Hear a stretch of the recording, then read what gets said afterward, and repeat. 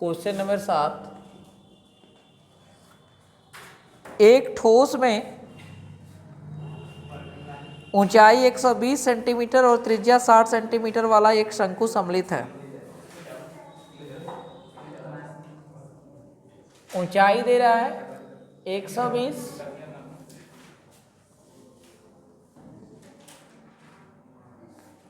यानी h का मान जो दे रहा है 120,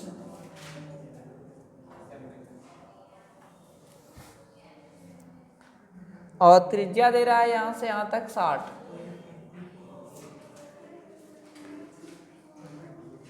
जो 60 सेंटीमीटर त्रिज्या वाले एक अर्धगोले पर अध्यारोपित है, यानी इसकी त्रिज्या 60 सेंटीमीटर वाला एक अर्धगोला है, इसी के ऊपर ये बना हुआ।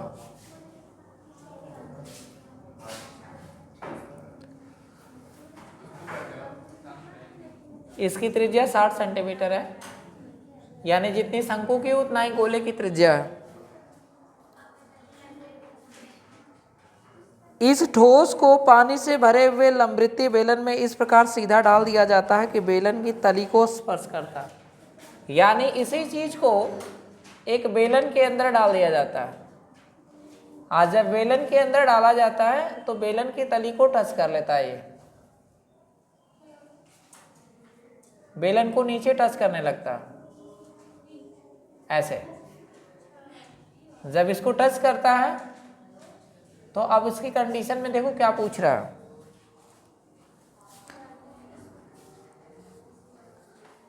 यह बेलन को स्पर्श करता है यदि बेलन की त्रिज्या 60 सेंटीमीटर ही है और ऊंचाई 180 सेंटीमीटर। ऊंचाई यहां से यहां तक 180 सेंटीमीटर, 180 सेंटीमीटर, और इसकी त्रिज्या यहां से यहां तक, त्रिज्या में कोई परिवर्तन नहीं है, त्रिज्या 60 ही है।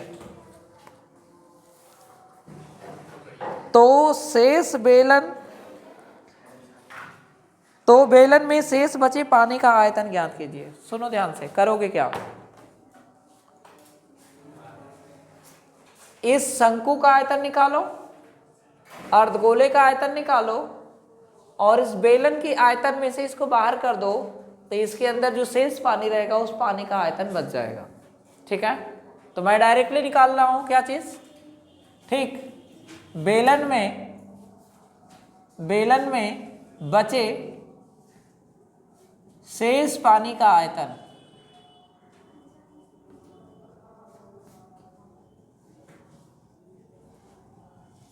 क्या बनेगा? पहले बेलन का आयतन निकालेंगे। ठीक है, बेलन के आयतन का फार्मूला क्या होगा? पाई आर स्क्वायर, क्योंकि आर सब में सेम है, और एच माइनस क्या करेंगे, इन दोनों के आयतन को घटा देंगे। यानी दोनों के आयतन घटाने का मतलब है एक शंकु है और एक अर्धगोला है, यानी 1/3 pi r square h, small h use किया मैंने क्योंकि इसको लिया, प्लस अर्धगोला है यानी 2/3 पाई आर क्यूब। इसको मैंने क्या काम किया, घटा दिया, किसमें से? पाई आर स्क्वायर एच में से। ठीक है, घटा देने के बाद जो निकल करके आएगा वही शेष पानी का आयतन आएगा। ठीक, शेष पानी कहाँ पे है भाई? यहाँ पे है, यहाँ पे है, इधर है, इधर है, शेष पानी बचा होगा उसका आयतन निकल करके आएगा। इसमें से देखो कुछ कॉमन है क्या? पाई आर स्क्वायर इसमें है, पाई आर स्क्वायर इसमें भी है, पाई आर स्क्वायर इसमें भी है ना? पूरे में से पाई आर स्क्वायर को कॉमन ले लें, पाई आर स्क्वायर को कॉमन ले लें, बनेगा क्या? एच माइनस, इसको ये वाला ब्रैकेट कर देना, आसान हो जाएगा। यहां से 1/3 पाई निकल चुका है, आर स्क्वायर निकल चुका है, एच बचेगा, प्लस 2/3 पाई और आर स्क्वायर निकल चुका है, यानी एक ठो आर बच जाएगा। ये पाई आर का मान देखो कितना है, 60, और एच का मान, कैपिटल एच का मान 120 है, माइनस इसके बाद 1/3 स्मॉल एच का मान भी 120 है, प्लस हाँ सॉरी, इसका मान 180, कैपिटल एच का मान 180 है, प्लस 2/3 और आर का मान दिया है 60। ए 36 और 2 ठो 0 और साथ में पाई 180 माइनस 3 चौका 12 यानी 40 प्लस ये कटाएंगे तो 3 दूना 6 यानी 20 दूना 40 है भाई 40 40 80 हो जाएगा यानी 3600 ये पाई और उसके बाद 180 माइनस 80 है ना यानी 100। तो ये 3600 पाई और गुणे 100 तो 2 ठो 0 और बढ़ा लो 36 और 4 ठो 0 लग गया और पाई। बेटा पाई का मान अगर रखना चाहो तो रख लेना, नहीं रखना चाहो तो रहने देना। ठीक है, ये जो निकल करके आएगा यही आयतन बताएगा किसका, ठीक है, पानी का। तो एक बात सुनो ध्यान से, ये जो आयतन है ना वो सेंटीमीटर क्यूब में है। क्लियर? अगर इसको मीटर क्यूब में मीटर क्यूब में बदलना होगा तो करोगे क्या, इतना से भाग दोगे, एक बार 100 से भाग दोगे तो 1 सेंटीमीटर 100 वाला सेंटीमीटर वो मीटर में बदलेगा। दूसरी बार में 100 से भाग दोगे तो 2 सेंटीमीटर 100 में बदलेंगे और तीसरी बार में अगर भाग दोगे तो तीसरा का जो सेंटीमीटर है वो कन्वर्ट होगा। क्यों? क्योंकि 2 बार सेंटीमीटर यूज हुआ है, ठीक, और एक बार ऊंचाई में सेंटीमीटर यूज हुआ, यानी 3 बार सेंटीमीटर यूज हुआ है। तो 3 बार सेंटीमीटर को मीटर में कन्वर्ट करने के लिए हम 3 बार 100 से भाग देंगे, यानी इकाई, दहाई, सैकड़ा, हजार, 10,000, लाख, 1 लाख से भाग देना पड़ेगा आपको। जब 1 लाख से भाग देंगे, ठीक है, सॉरी 10 लाख से 10 लाख से भाग देंगे तो ये कन्वर्ट होगा किसमें, मीटर क्यूब में। आई बात समझ में? तो हम भाग नहीं दे करके अब केवल इतना ही पर रखे हैं, आप बदलना होगा तो बदल लेना, अदरवाइज यहाँ तक भी आंसर सही है। मैंने सेंटीमीटर में मान दिया था, सेंटीमीटर में मान निकाला है।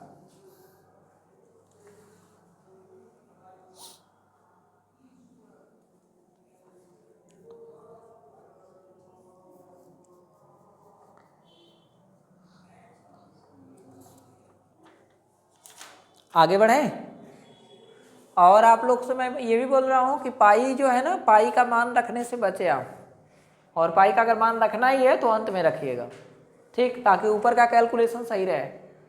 ठीक, अब यहाँ रखेंगे तो केवल एक ही स्टेप गलत होगा, अदरवाइज अगर ऊपर रखे होते तो नीचे आते जितना स्टेप वो सभी गलत में काउंट हो जाता। ठीक है, तो आप जब रखना होगा तो लास्ट में रखिएगा। कुछ छोटा हुआ जी, छोटा हो गया कि बहुत बड़ा है? ठीक, इरेज करें। इस चैप्टर का आखिरी सवाल,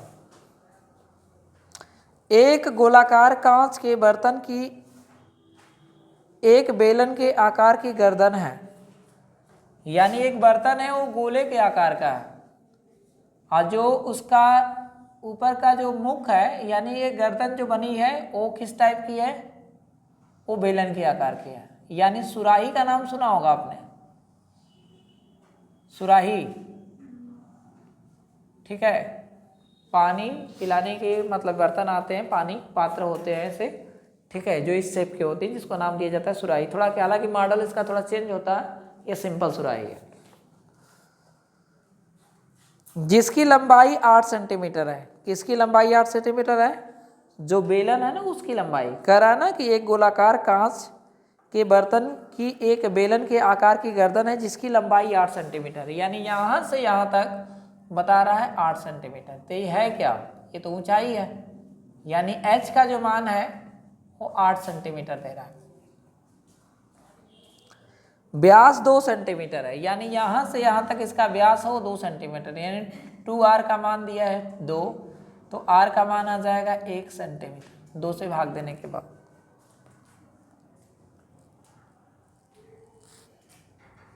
जबकि गोलाकार भाग का व्यास 8.5 सेंटीमीटर है, यानी इसका व्यास अगर देखा जाए 2 कैपिटल आर तो 8.5 दे रहा है, तो आर का मान कितना हो जाएगा 8.5 बटा में 2।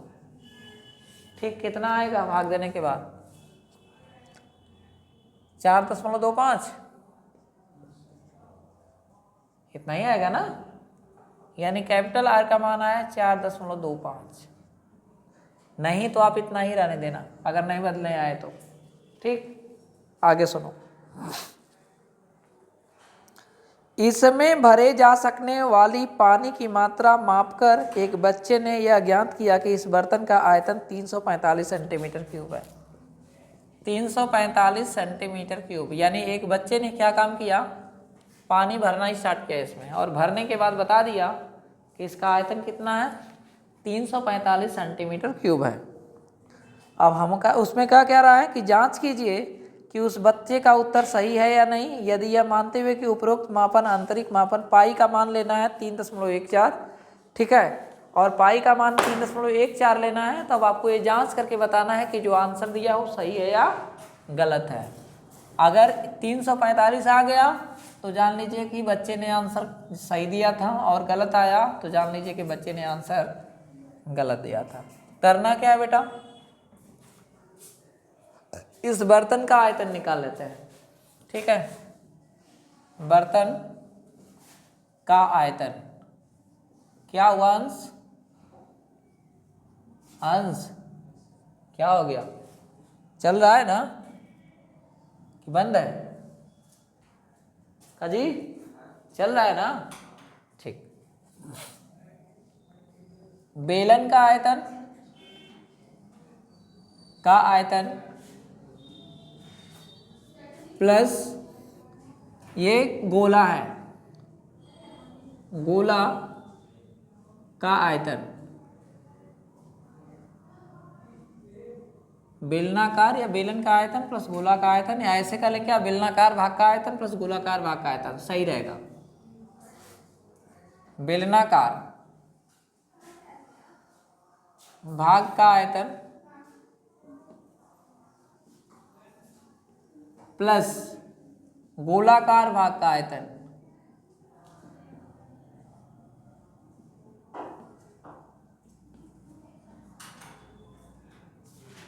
तो बेलनाकार भाग का आयतन का मतलब हो जाएगा पाई आर स्क्वायर एच फार्मूला, और गोलाकार भाग का आयतन का हो जाएगा 4/3 पाई आर क्यूब। इसमें आर देखो दूसरा है और इसमें आर दूसरा है, दोनों में आर अलग अलग टाइप का, इसका आर बड़ा वाला है, इसका आर छोटा वाला है ना। क्यों, क्योंकि इसमें छोटा सा त्रिज्या बन रहा है और इसमें बड़ा सा त्रिज्या बन रहा है, तो दोनों का आर अलग अलग है, लेकिन पाई तो सेम है ना, पाई तो दोनों में सेम है, तो पाई को कॉमन कर लो। स्मॉल आर का मान कितना है 1 सेंटीमीटर, गुणे एच, एच का मान कितना है 8, प्लस 4/3 पाई तो निकाल ही लिए हो।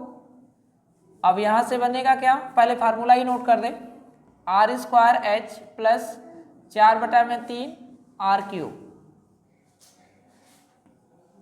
पाई आर का मान है 1 सेंटीमीटर क्यूब हो गया, इंटू सॉरी स्क्वायर है, इंटू एच, एच का मान है 8 प्लस 4/3 इंटू इसका जो मान दिया है 4.25, ये रख लो, अच्छा 8.5/2 रख लो, जो दोनों में आसान लगे, का क्यूब। तो ये आंसर कितना हो जाएगा, ये हो जाएगा पाई, ये हो जाएगा 8 और ये प्लस, इसको हल करेंगे तो मान आएगा कितना 1/4, कितना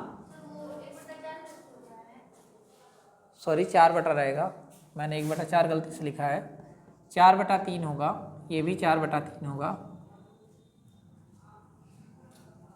और गुणे हो जाएगा इसका क्यूब, 4 का क्यूब कितना होता है 64, और 25 का 625, ठीक है, तो यानी इसका आंसर कितना हो जाएगा लगभग 64 के आसपास इसका आंसर आएगा, मतलब 65 के आसपास मानकर चलेंगे आंसर आएगा। ठीक है,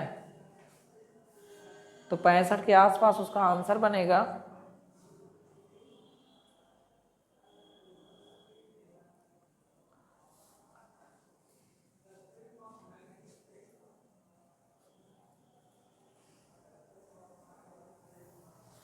अब गुणा भाग करने वाला काम तो आप ही सबको करना पड़ेगा। ठीक है, यानी 4.25 गुणे 4.25 और गुणे 4.25, इन सब का गुणा करेंगे आपस में आप। गुणा करने के बाद जो आंसर आएगा, ठीक है, इसको भी सिंपल कर लें, 3 का भाग दे दें क्या? 3 का रहने दें। तो पहले इन सब का गुणा ऊपर करके 3 से भाग दे लेंगे, और 3 से भाग देने के बाद जो आंसर आएगा, ठीक, उसको जोड़ लेंगे। जोड़ने के बाद अब जो आंसर आएगा इसका मान 3.14 है। इस आंसर में ये वाले मान का पूरे का गुणा कर देंगे, और गुणा करने के बाद जो आंसर आएगा वही आपका सेंटीमीटर क्यूब होगा। अब ये जो आंसर आएगा आपको चेक करना है। चेक करने के बाद चेक करिए कि इतना आ रहा है या इससे कम या इससे ज़्यादा आ रहा है। अगर इतना आ रहा है तब तो सही है, इससे कम या इससे ज़्यादा आता है तो ये मान जो बच्चे ने निकाला था, कैलकुलेशन किया था, वो गलत है। ठीक है, यानी अप्रॉक्स लगभग बच्चे ने जो कैलकुलेशन किया है, ठीक, लगभग सही किया है, यानी पूर्ण रूप से सही नहीं किया। ठीक, क्योंकि बच्चे का जो कैलकुलेशन है 345 है, ठीक, लेकिन बुक का जो आंसर है वो 346 दशमलव समथिंग है। तो 346 दशमलव समथिंग है, इसका मतलब है कि बच्चे ने लगभग सही किया था, लेकिन पूर्ण रूप से आंसर तक नहीं पहुंचा था, थोड़ा सा मिस्टेक हो गया था। जी, इस प्रकार इस चैप्टर का हुआ सेवा समाप्त। अब हम लोग लेकर चलेंगे सांख्यिकी, और ये चैप्टर खत्म होते ही, अच्छा पीछे कोई चैप्टर छोड़ा नहीं गया है, कोई भी चैप्टर? ठीक, जब छोड़ा नहीं गया तो कोई समस्या नहीं है, तब हम लोग अलग मंजिल के करीब हैं। इस महीने में का बहुत पहले ही ख़त्म कर देंगे, लेकिन ये टाइम लेगा थोड़ा सा।